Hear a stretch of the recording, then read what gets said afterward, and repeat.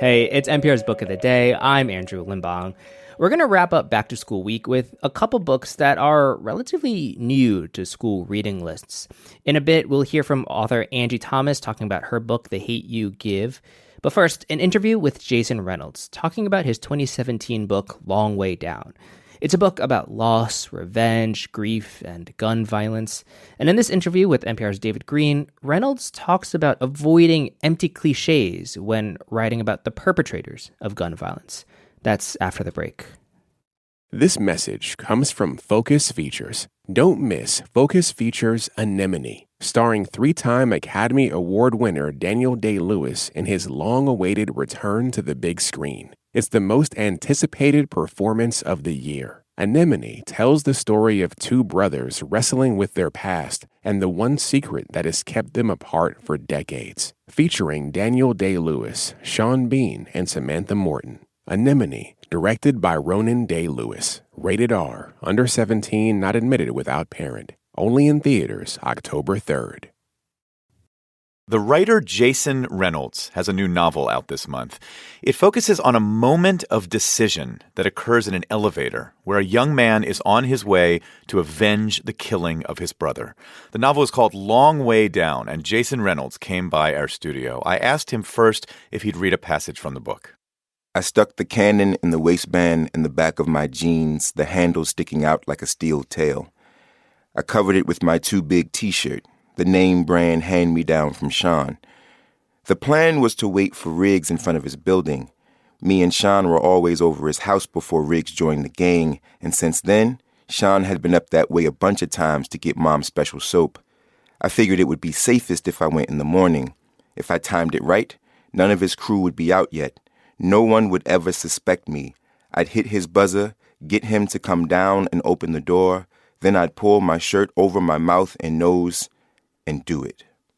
So tell me who we're hearing from here. Who is this young man in the elevator? This is William Holloman, who goes by Will. He's a young man who unfortunately has just lost his brother to gun violence the night before this is all happening. And Will is growing up in a community where there are certain rules. There's a code of conduct. And what those rules are is, number one, no crying. Number two, no snitching. And number three, always seek revenge. And so he is upholding the rules. And this is rule number three. He's going to find the man who murdered his brother, and his plan is to murder that man. Unfortunately, he has to get on the elevator to go down to the ground floor to do this, and that's where he's met by a few visitors. A few visitors, and I don't want to give too much away because I want people to read the book, obviously, but this elevator trip, it almost takes on a Christmas Carol type feel. Absolutely. He's being visited by ghosts of his past. Absolutely. Why does that happen? What plays out here? What I wanted to do in telling a tale about gun violence is to not create one-dimensional characters that fall into like cliches. And so I think what we can do with devices like using ghosts of the past is we can create a space where the writer, the author, quote unquote, me, doesn't have to teach a lesson. Instead, it's about us, a community, thinking about those of our family members and our friends who we've already lost to this thing and allow their haunting to be the thing that creates our psyche and our conscious. What is an example of the cliche when it comes to gun violence that you might have fallen into?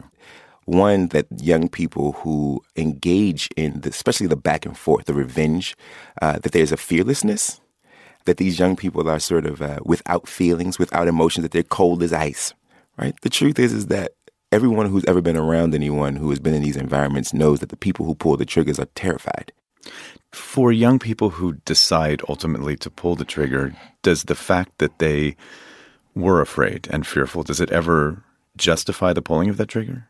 Or excuse it? Maybe excuse is about. Does it ever excuse the pulling of that trigger? I don't know if I would say it excuses it, because I think that a life loss is a life loss and gun violence is gun violence. But I will say that, like, there are reasons, there are circumstances that lead to these moments and that lead to the behavior and the mindset of young people in particular environments. And that we on the outside, people who are the voyeurs of these experiences, the people on the outside of the fishbowl, have to be very careful about passing judgment and should extend some grace and should try to figure out how to better humanize the people involved. I wonder if you could take me to you as a 19-year-old living just outside Washington, D.C., because this story is is very personal to you, right? Absolutely. I mean, I was 19, I got a phone call at 2 o'clock in the morning from one of my best friends who informed me that another one of our best friends was murdered. And he was, I think about my friend all the time, and he was one of the greatest guys. And you hear that all the time, but the truth is that for us, he really was. And so the news hit like a Mack truck. And I'll never forget the next day being at his mom's house, overrun with anger, and having to admit to myself that in that moment, I was fully aware that we could all leave that house, go and search for whoever we think may have done this, and end their lives. And that I would have been able to go home that night and sleep like a baby. Because what happens is when you feel that kind of pain, time suspends itself. And you believe that you'll be 19 forever. You believe that the way you feel in this moment will last forever. And I remember his mother standing in front of us and telling us that no other mother needs to feel what she feels in that moment. And because of respect for her, all of us sort of standing down. Of course, moments later or a month later, I'm grateful that we didn't do the thing that we thought we were going to do. Right now, when you start to sort of work through those things and you come back to reality, time reanimates and you're like, whoa, my entire life could have changed. You decided to write this book in the form of poetry. Why did you decide to go that route? I need my young brothers who are living in these environments. I need the kids who are not living in these environments to have no excuses not to read the book. The truth of the matter is that I recognize that I write prose and I love prose and I want everybody to read prose, but I'm also not, I would never sort of deny the fact that like literacy in America is not the highest, especially amongst young men, especially amongst young men of color. It's something that we've all been working very hard on.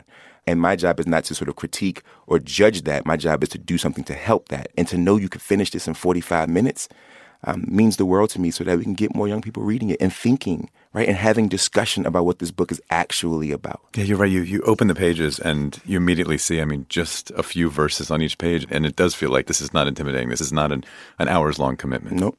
We talk all the time about how can books compete with all the other distractions and stimuli that exist for young people today. The truth is that the best thing we could do is figure out what's working and then translate that to the page. It doesn't mean you have to lose the integrity or the sophistication of your work, but it does mean if you really want to affect change in these young people's lives and they're not reading books, figure out how to make them read them. Can I finish by asking you to read something that really struck us from your website? Because it feels to me, and tell me if I'm wrong, but it feels to me it really sums up who you are as an author and what you're trying to do. For sure. Here's what I know.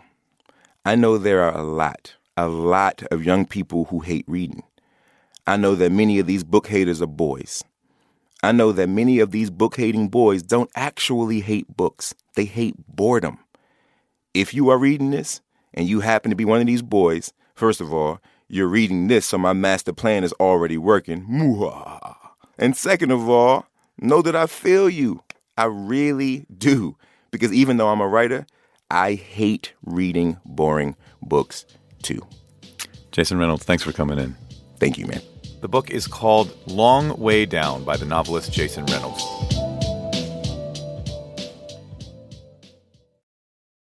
Support for NPR and the following message come from Indeed.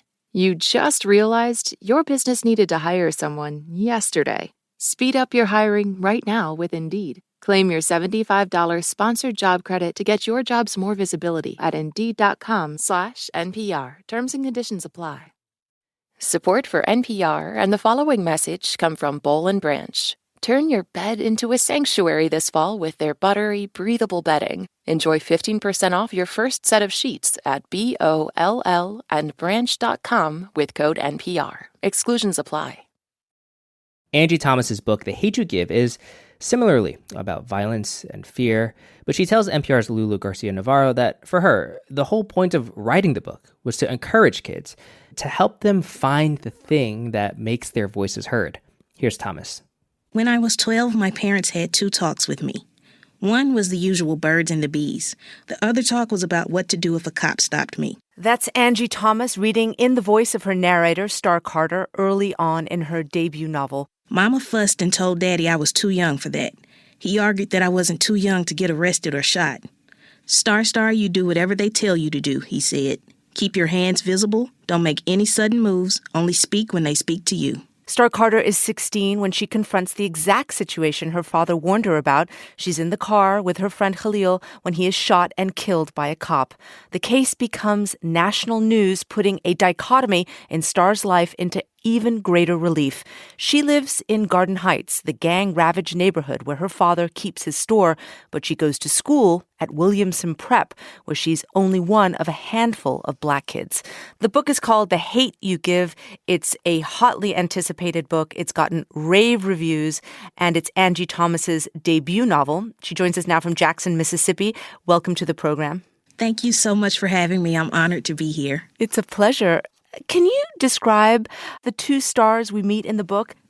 Well, the two stars, I think a lot of young African Americans can relate to because there's this whole thing that we call code switching. At Star's neighborhood, Star is known as Big Mav's daughter.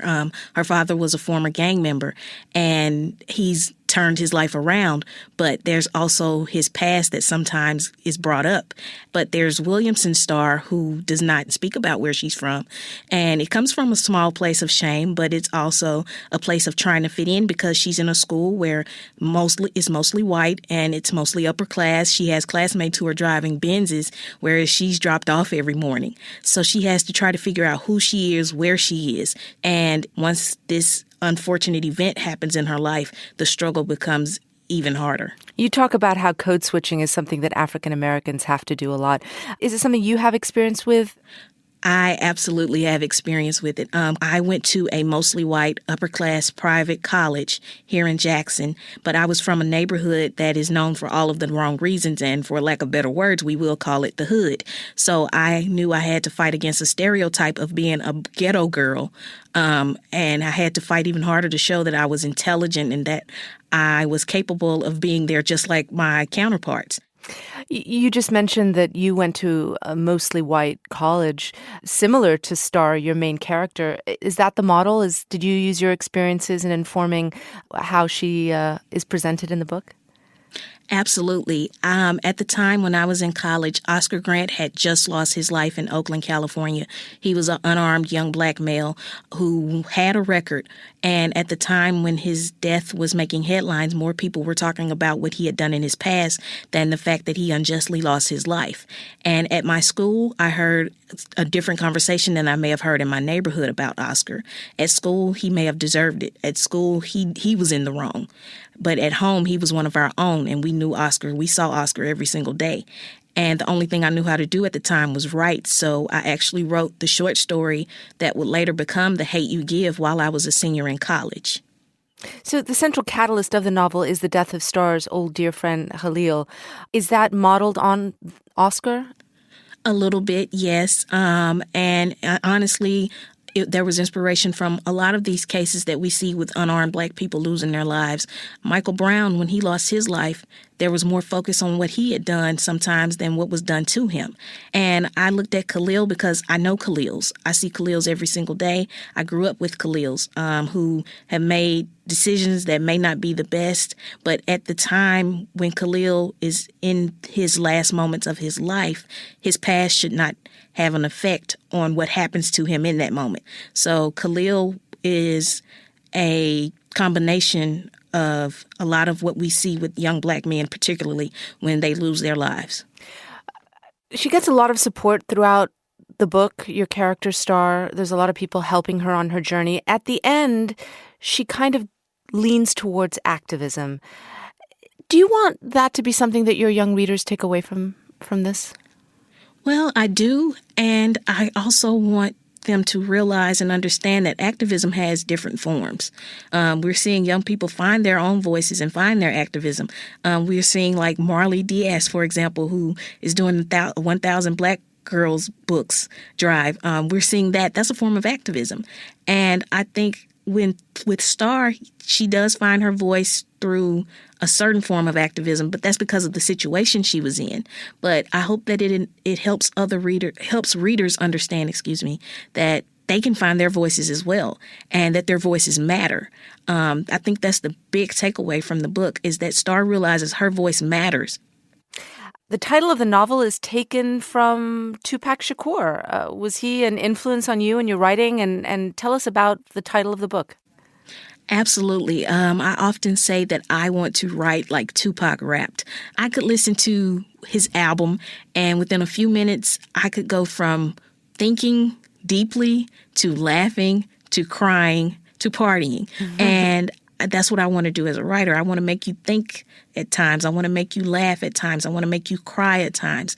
So he was an influence in that way, but also the title itself comes from the tattoo that he had across his abdomen that so many people know him for, that Thug Life tattoo.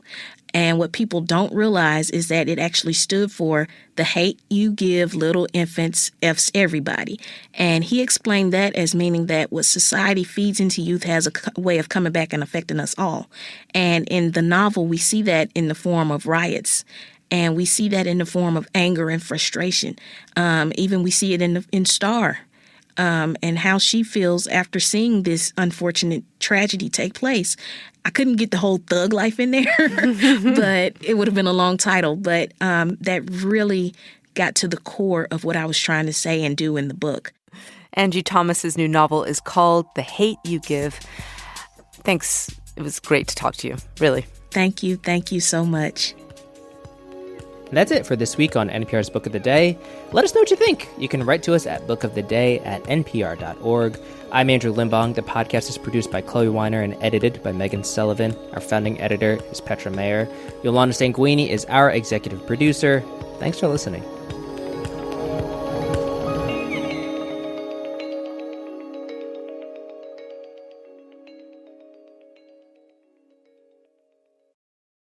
Support for NPR and the following message come from IXL Learning. IXL Learning uses advanced algorithms to give the right help to each kid no matter the age or personality. Get an exclusive 20% off IXL membership when you sign up today at IXL.com/NPR.